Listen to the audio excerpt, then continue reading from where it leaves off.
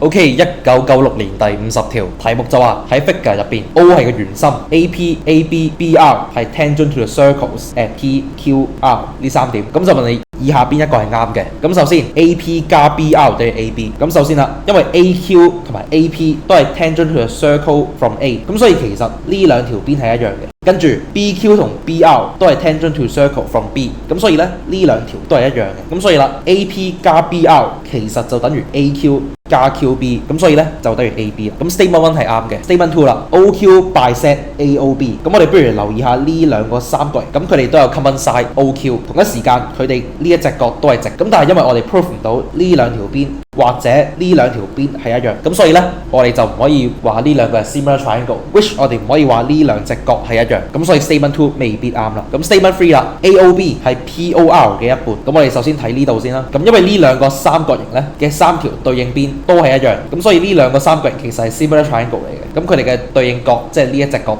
都係一樣啦。我哋當佢係 x， 然後下邊呢個都一樣道理，三對嘅對應邊都係一樣，咁所以對應角係一樣啦。咁 AOB 等於 x 加 y， 咁 POR 等於 2x 加 2y， 咁即係2乘 x 加 y。咁我哋就可以見到 AOB 其實係 POR 嘅一半，咁所以 Statement 3係啱嘅，所以答案就係 D， 淨係得 Statement 1同3係啱。